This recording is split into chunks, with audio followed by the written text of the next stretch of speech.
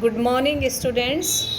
Third year की class में हम लोग टॉपिक कर रहे थे भारत में जिस समय अंग्रेज आए तो उस समय यहाँ की जो विभिन्न कंडीशंस थी, जैसे राजनीतिक दशा, यहाँ के सामाजिक स्थिति, उस पर हम चर्चा कर रहे थे। तो हम लोगों ने जो आर्थिक स्थिति थी उसको काफ़ी डीपली हम लोगों ने किया था। यहाँ का व्यापार, वाणिज्य, कृषि, उद्योग धंधे जो थे उस बारे में हमने चर्चा की थी, कैसे व्यापार होता था। तो आज हम लोग करेंगे सामाजिक स्थिति। आज का हमारा जो हेडिंग है सामाजिक स्थिति। आप डालेंगे हेडिंग अंग्रेज़ों के आगमन के समय भारत की सामाजिक स्थिति। और इस सामाजिक स्थिति में आप सभी जानते हैं हमारे यहाँ प्रारंभ से वर्ण व्यवस्था रही थी। यदि हम लोग बात करें वैदिक काल की, तो वैदिक काल में वर्णाश्रम व्यवस्था थी। हमारे 4 वर्ण थे और 4 आश्रम थे, और उन 4 वर्णों में ब्राह्मण, क्षत्रिय, वैश्य और शूद्र, ये हमारी वर्ण व्यवस्था के प्रमुख आधार थे। 4 वर्ण थे। और इसके बाद हमारे यहाँ जब मध्यकाल में मुस्लिम आए, मुसलमानों ने अपनी सत्ता स्थापित की, तो हमारी सामाजिक स्थिति जो थी, हमारी सामाजिक व्यवस्था जो थी, उसमें काफ़ी परिवर्तन आए। देन अंग्रेज़ों का आगमन हुआ, मतलब वो व्यापारिक अपने उद्देश्यों की पूर्ति के लिए आए। प्रारंभ में उन्होंने सत्ता अपनी स्थापित नहीं करी, लेकिन उनका पदार्पण भारतीय राजनीति, भारतीय समाज, भारतीय आर्थिक जीवन सब में हो चुका था। तो यहाँ की जो 18वीं शताब्दी की सामाजिक व्यवस्था थी, उस व्यवस्था का, उस दशा का वर्णन करते हुए प्रसिद्ध एक पाश्चात्य विद्वान है, नाम है उनका स्क्रैफ्टन। उन्होंने लिखा है, यद्यपि भारत में अराजकता की स्थिति थी, फिर भी मार्गों पर लुटेरे व डाकुओं का भय नहीं था। यानी मार्ग सुरक्षित थे। और यही कारण है कि व्यापारी लोग बिना किसी भय के, आप देखो पूरे मार्ग इतने सुरक्षित थे कि जो व्यापारी वर्ग था और आम लोग जो आपके यात्री होते थे, ये अपने साथ जो सामान ले जाते थे उसके प्रति ये पूरी तरह से निश्चिंत होते थे कि उन्हें किसी प्रकार की चोरी, डकैती या लूट का सामना नहीं करना पड़ेगा। तो व्यापारी बिना किसी भय के हीरे जवाहरात एक स्थान से दूसरे स्थान पर ले जाया करते थे। भारतीय समाज में जो मुख्य वर्ग थे, जो जातियां, जो धर्म थी, उस रूपों में भी विभाजन अब हो चुका था, क्योंकि भारत था और भारत में बहुत से जो आपके धर्म को मानने वाले लोग हैं, वो भारतीय समाज में रहते थे। हिंदुस्तान था तो नेचुरल सी बात है कि हिंदुओं की संख्या जो थी वो काफ़ी अधिक थी। यानी हिंदू धर्म के मानने वालों का बाहुल्य था। तो समाज में, भारतीय समाज में हिंदू, उनके अतिरिक्त मुसलमान, सिख, पारसी और ईसाई धर्म को मानने वाले लोग प्रमुख थे। समाज में स्पेशली हिंदुओं में महाजन वर्ग, जिसे हम कहें, जो लेन देन का कार्य करते थे, बनिए, सराफा और व्यापारियों का एक धन संपन्न वर्ग था। किन लोगों का था? महाजनों, बनियों, सराफों और व्यापारियों का धन संपन्न वर्ग था। और विभिन्न ऐसे हमें उदाहरण देखने को मिलते हैं जब हमें सिख संप्रदाय में एकता झलकती हुई दिखती है। सिखों का बाहुल्य था पूरे पंजाब में। और महाराजा रणजीत सिंह, आप आगे पढ़ेंगे, पूरा पंजाब जो है वो 13 मिसलों में विभाजित था। और बाद में महाराणा रणजीत सिंह के समय में इन सभी मिसलों को जीत करके एक संगठित राज्य निर्मित किया गया था। तो इन मिसलों को एकता के सूत्र में बांधा गया। और सिख जो थे वो काफ़ी साहसी भी थे और युद्ध प्रिय भी थे। और इस तरह से समाज के दो महत्वपूर्ण वर्ग या दो महत्वपूर्ण धर्म के अनुयायी जो थे वो थे आपके हिंदू और सिख, जिनके बारे में आपको बताया। इसके अलावा आप देखो सिखों के अलावा मुस्लिम्स जो हैं, मुस्लिम भी समाज का एक महत्वपूर्ण वर्ग था। और लेकिन अब उसकी स्थिति में काफ़ी परिवर्तन हो चुका था। इसका कारण क्या था कि काफ़ी लंबे समय तक मुसलमानों ने भारत पर शासन किया था। और यही कारण है कि भारतीय समाज का ये मुसलमान लोग एक महत्वपूर्ण अंग थे। अंग्रेजी सत्ता स्थापित हो जाने से मुसलमानों का ये जो अभिजात कुलीन वर्ग था, जो अभी तक पूरे ऐशो आराम की ज़िंदगी व्यतीत करता आ रहा था, अधिकार संपन्न वर्ग था, तो उस अभिजात कुलीन वर्ग की समाप्ति हो गई थी। और इस अभिजात वर्ग की दशा काफ़ी कमज़ोर या दयनीय या शोचनीय हो गई थी। साधारण मुसलमान जो थे, मतलब जो अभिजात वर्ग में नहीं थे, साधारण मुसलमान कृषक, दस्तकार, बुनकर व श्रमिक थे। और यदि हम मुस्लिम वर्ग के लोगों की संख्या देखें, मुस्लिम धर्मावलंबियों का समाज में जो स्थान देखें, संख्या देखें बाहुल्यता के रूप में, तो यदि हम कंपेयर करें दक्षिण भारत और उत्तर भारत में, तो दक्षिण भारत की तुलना में उत्तर भारत में मुस्लिम संख्या अधिक थी।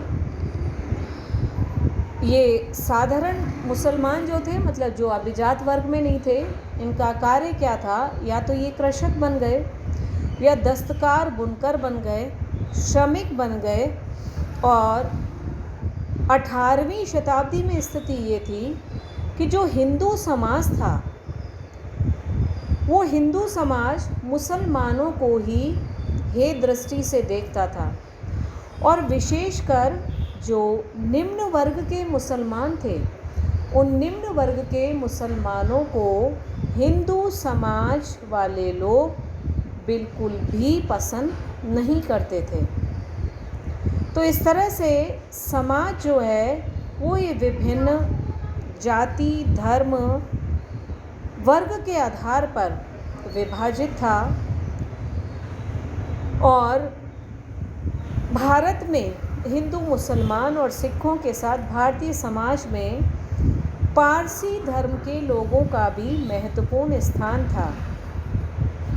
और सूरत, भड़ौच, बम्बई जैसे बड़े नगरों में पारसी लोग व्यापारी के रूप में स्थापित हो चुके थे।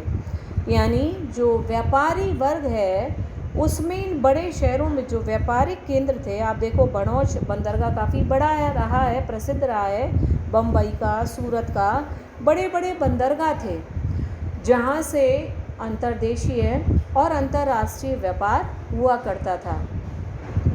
तो ये जो पारसी लोग थे, इन बड़े महानगरों में रहते थे और व्यापार के क्षेत्र में अपनी महत्वपूर्ण भूमिका निभा रहे थे।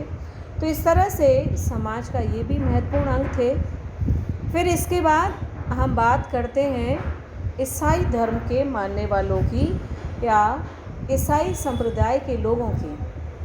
तो आप जानते हैं अंग्रेज जो थे वो ईसाई धर्मावलंबी थे या ईसाई धर्म के अनुयायी थे। और भारत में ईसाई धर्म का प्रचार प्रसार मिशनरीज़ के माध्यम से किया गया था। मैंने आई थिंक जब भारत में यूरोपियों का आगमन बताया था, तभी मैंने आपको ये बताया था कि 1813 का जो एक्ट पारित करा था ब्रिटिश गवर्नमेंट द्वारा इन ब्रिटेन, तो इन लोगों ने मतलब ब्रिटिश गवर्नमेंट के द्वारा इस एक्ट के तहत जो इंग्लैंड के मिशनरीज थे उनको भारत में और अन्य एशियाई देशों में ईसाई धर्म के प्रचार प्रसार की खुली छूट दे दी गई थी। तो इस तरह से भारत में ईसाई धर्म जो था वो भी प्रभावशाली होने लगा था। तो भारतीय समाज में हिंदू, मुस्लिम, सिख और पारसी लोगों के बाद जो ईसाई धर्म के लोग थे उनका भी महत्वपूर्ण स्थान था। और ईसाई धर्म के लोग, क्योंकि इस समय अंग्रेज़ों की सत्ता स्थापित हो रही थी, तो स्वाभाविक है ईसाई धर्म के अनुयायियों का वर्चस्व अधिक बढ़ता जा रहा था। लेकिन चूंकि अभी ये संख्या में कम थे, भारत में आपका जो जनसंख्या के आधार पर हम देखें तो अभी ईसाई अल्पसंख्यक वर्ग में ही काउंट किए जा रहे थे। तो इन टोटल कंडीशंस को यदि हम एवेल्यूएट करें तो हम ये देखते हैं कि ईसाई धर्म के लोगों को समाज में स्थान तो प्राप्त हो गया था, लेकिन समाज का बहुत महत्वपूर्ण अंग अभी ये नहीं बने थे। लेकिन हाँ, इन्हें अपने धर्म के प्रचार प्रसार की खुली छूट मिल गई थी।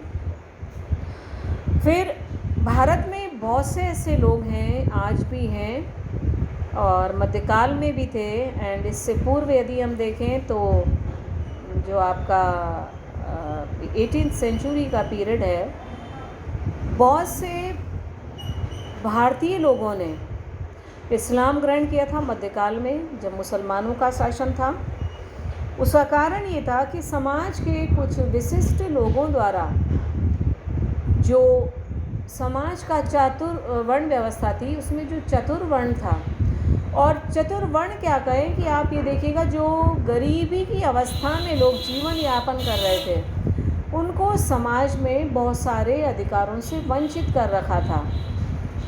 तो जब मुसलमान आए उन्होंने एक ऑप्शन रखा ऐसे वर्ग के लोगों के लिए कि यदि वो इस्लाम ग्रहण कर लेंगे तो उन्हें करों से मुक्ति प्रदान कर दी जाएगी, या उनके करों का जो परसेंटेज था उसको कम कर दिया जाएगा और समाज में उन्हें सम्मानजनक स्थान दिया जाएगा।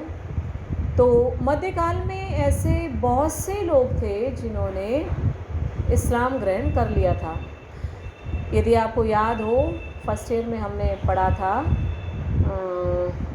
स्वामी दयानंद सरस्वती जी का राजस्थान के परिप्रेक्ष्य में जब वो जोधपुर महाराज के आए थे, तो उस समय हमने जो दयानंद सरस्वती हैं उनके बारे में पढ़ा था। तो हमने देखा था उन्होंने एक आंदोलन चलाया था जिसे हम शुद्धि आंदोलन के नाम से जानते हैं। और वो शुद्धि आंदोलन किस परिप्रेक्ष्य में था? जिन लोगों ने लालच में आके या किसी मजबूरीवश इस्लाम या ईसाई धर्म ग्रहण कर लिया है, उन्हें पुनः हिंदू धर्म में लाने के उद्देश्य से ये शुद्धि आंदोलन उन्होंने चलाया था। तो मध्यकाल जो है वो ऐसे वर्ग के लोगों के लिए इस्लाम ग्रहण करने की व्यवस्था को मैंने आपको बताया। इसी तरह से जब ईसाई मिशनरीज आए, जो हमारा 1813 का एक्ट था उसके तहत, तो ईसाइयों ने भी भारतीय लोगों को इस तरह का लालच प्रदान किया कि यदि आप ईसाई धर्म ग्रहण करते हैं तो आपको सरकारी महकमे में नौकरी दी जाएगी, आपको समाज में सम्मानजनक स्थान प्रदान किया जाएगा और साथ ही साथ अन्य सामाजिक और राजनीतिक अधिकार भी प्रदान किए जाएंगे। तो इस लालच में वो जो प्रताड़ित वर्ग था भारतीय समाज का 18th सेंचुरी में, तो उन लोगों ने ईसाई धर्म ग्रहण करना प्रारंभ कर दिया। तो इस तरह से समाज में अब ईसाई धर्म को मानने वालों की संख्या में भी वृद्धि हुई। जिस प्रकार से मध्यकाल में इस्लाम के अनुयायियों की संख्या बढ़ रही थी, ठीक उसी प्रकार से 18th सेंचुरी में हम देखते हैं कि जो ईसाई समुदाय था उसमें वृद्धि हुई। तो ये समाज के महत्वपूर्ण अंग थे। कौन कौन से, फिर से आपको रिपीट कर रही हूँ। हिंदू जो बहुसंख्यक थे, मुसलमान, सिख, पारसी और ईसाई, ये समाज के महत्वपूर्ण अंग थे। अब इसके बाद भी आप देखो, ये था धर्म के आधार पर विभाजन, समाज के विभिन्न वर्ग। अब हम कर्म के आधार पर या पेशे के आधार पर भी कुछ सामाजिक विभाजन था। उसमें सबसे पहला वर्ग जो आता है वो था अभिजात कुलीन वर्ग, जो हमारी इलाइट क्लास है। मैंने पहले भी आपको बताया है, इस इलाइट क्लास का मिड सेंचुरी से मिडाइवल पीरियड से यदि हम देखें तो पूरे प्रशासन में बहुत इम्पोर्टेंट रोल रहा था। और ये इलाइट क्लास में इस समय यदि हम देखें मुख्य रूप से कौन कौन से लोग थे, अमीर उमराव, यानी वही जो मुस्लिम लोग थे उनकी संख्या अधिक थी, अमीर उमराव। फिर जो महत्वपूर्ण दरबारी थे, जो उच्च पदों पर नियुक्त थे, वो लोग जागीरदार। जागीरदार कौन थे आप जानते हैं? अभी मैंने जब सेकेंड ईयर आपको कराया था तो बलबन था, अलाउद्दीन खिलजी, इल्तुतमिश, तो बहुत सारे ऐसे मुस्लिम सुल्तान और बादशाह रहे हैं जिन्होंने जागीरी प्रथा के स्थान पर सेना को नगद वेतन देने की प्रथा आरंभ की थी, और उसमें अलाउद्दीन खिलजी और बलबन प्रमुख थे। तो ये जागीरदार जो थे असल में सैनिक सेवाओं से या किसी सामाजिक और राजनीतिक सेवा से प्रसन्न होकर के सुल्तानों द्वारा, मुस्लिम शासकों द्वारा उन्हें इनाम स्वरूप भूमि का एक निश्चित भाग दे दिया जाता था, और वो उनकी अपनी जागीर हुआ करती थी। और उस जागीर पर जो शासक होते थे या उसके जो मालिक होते थे उन्हें जागीरदार कहा जाता था। तो इस तरह से जागीरदारी प्रथा भी स्टार्ट हुई थी। और आपको सेकेंड ईयर का याद हो तो औरंगजेब के समय की समस्याओं में जो एक इम्पॉर्टेंट समस्या थी वो था जागीरदारी संकट। समझ में आया, याद आया? जागीरदारी संकट क्यों क्रिएट हुआ था? क्योंकि नगद वेतन के स्थान पर जो जागीरें देने की प्रथा थी वो फिर बाद में दोबारा स्टार्ट हो गई थी। और स्थिति ये हो गई थी कि औरंगजेब के समय में ज़मीन ही नहीं बची थी जिसे जागीर के रूप में किसी सैन्य कर्मचारी को दिया जा सके। तो एक बहुत बड़ा हिस्सा जो था सरकारी या खालसा ज़मीन का वो जागीर के रूप में वितरित कर दिया गया था, और इनके मालिकों को ही जागीरदार कहा जाता था। तो जागीरदार का वर्ग जो था ये मुख्य थे, लेकिन ये सभी राजा, नवाब, अमीर, उमराव, दरबारी, जागीरदारों का वर्ग जो था अब 18वीं सेंचुरी में यदि हम देखें तो ये लुप्त प्राय हो रहा था। इनकी जो शानो शौकत, ऐश्वर्यपूर्ण जीवन जो था वो ब्रिटिश लोगों के या अंग्रेज़ों के आने से समाप्त हो गया था। ऐसी स्थिति में इनके जो अधिकार थे उन अधिकारों से इन्हें वंचित कर दिया गया, और अधिकारों इनकी स्थिति जो थी वो बहुत ही दयनीय, दूसरे शब्दों में आप कहें तो लगभग भिखारियों के समान इनकी स्थिति हो गई थी। जो घोड़े पर चला करते थे जब रास्ते में निकलते थे तो इनके सम्मान में लोग खड़े हो जाते थे, इतना दबदबा था। तो जब अंग्रेज़ों ने अपनी यहाँ सत्ता स्थापित करी तो सर्वप्रथम इनकी जो प्रतिष्ठा थी उस पर कुठाराघात किया, इनको अधिकार विहीन वर्ग में लाकर खड़ा कर दिया। फिर था व्यापारी वर्ग। यदि हम 18वीं सेंचुरी में मतलब अंग्रेज़ों के आगमन के समय हम व्यापारी वर्ग की स्थिति देखें तो यहाँ पर अंग्रेज, फ्रांसीसी, डचों द्वारा व्यापार को काफ़ी उन्नत बनाया गया था भारत में। आंतरिक और विदेशी व्यापार आप प्राचीन समय से ही देखिए, हमारे यहाँ व्यापारिक गतिविधियां जो हैं वो काफ़ी अच्छी रही हैं, क्योंकि भारत आर्थिक दृष्टि से समृद्ध था। उत्पादन अधिक होता था तो स्वाभाविक है व्यापार अच्छा होगा। और हमारे यहाँ आयात और निर्यात दोनों अधिक थे, और निर्यात ज़्यादा होता था, जिसमें रेशम, मखमल, ये आपका जो गरम मसाला है, काली मिर्च आदि का वृहद पैमाने पर व्यापार किया जाता था। तो अंग्रेज़ों, इन यूरोपियंस, फ्रांसीसी, डच अंग्रेज़ों के आने से व्यापार में और अधिक वृद्धि हुई, और साथ ही साथ भारत में बड़े बड़े व्यापारियों, दलालों, सराफों, साहूकारों और महाजनों के धन संपन्न वर्ग का प्रादुर्भाव और विकास हुआ। कुछ ऐसे भी थे जिनके पास करोड़ों की संपत्ति थी, और ऐसे लोगों को जो करोड़पति थे उन्हें एक उपाधि, आप कह सकते हैं, एक टाइटल दिया जाता था, जिसे जगत सेठ के रूप में जाना जाता है। जगत सेठ मतलब पूरे जग का सेठ। उस समय में क्योंकि करोड़पति बनना कोई आसान काम नहीं था। आज तो फिर भी लोग जल्दी बन जाते हैं करोड़पति, तो मतलब जल्दी बन जाते हैं इन द सेंस कि बहुत अधिक मशक्क़त नहीं करनी होती है। तो वो लोग जगत सेठ कहलाते थे। तो समाज में व्यापारी वर्ग का महत्वपूर्ण स्थान था। फिर एक नई क्लास का उदय और हुआ, नया वर्ग। और वो नया वर्ग कौन सा था? वो था मध्यम वर्ग। मध्यम वर्ग की भी महत्वपूर्ण भूमिका रही है वर्ल्ड हिस्ट्री में भी और हमारे में भी, भारतीय इतिहास में भी। और इस श्रेणी में, इस मध्यम वर्ग में कौन कौन से आते थे? व्यवसायी, व्यापारी, दुकानदार, सैनिक, हकीम, वकील, डॉक्टर, शिक्षक, मैनेजर, निरीक्षक, ये सारे लोग मध्यम वर्ग में आते थे। और इनमें से कईयों ने अंग्रेजी शिक्षा प्राप्त कर रखी थी। तो अंग्रेजी शिक्षा प्राप्त करने के कारण सरकारी नौकरियों में भारतीयों की संख्या में अब वृद्धि होने लगी थी, लेकिन इनके पद और वेतन निम्न स्तर के थे। यदि हम यूरोपीय लोगों से तुलना करें तो उनका वेतन काफ़ी कम होता था। तो इस तरह से आज ये समाज के जो महत्वपूर्ण वर्ग थे, उनकी क्लासिफिकेशन जो है, उनका वर्गीकरण हमने किया है। धर्म संप्रदाय के बेसिस पर, काम धंधों के आधार पर हमने ये वर्गीकरण महत्वपूर्ण वर्ग करे हैं।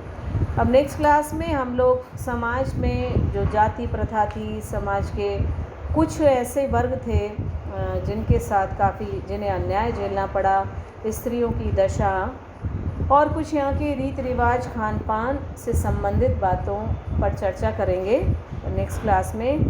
तब तक के लिए आप सभी का बहुत बहुत धन्यवाद।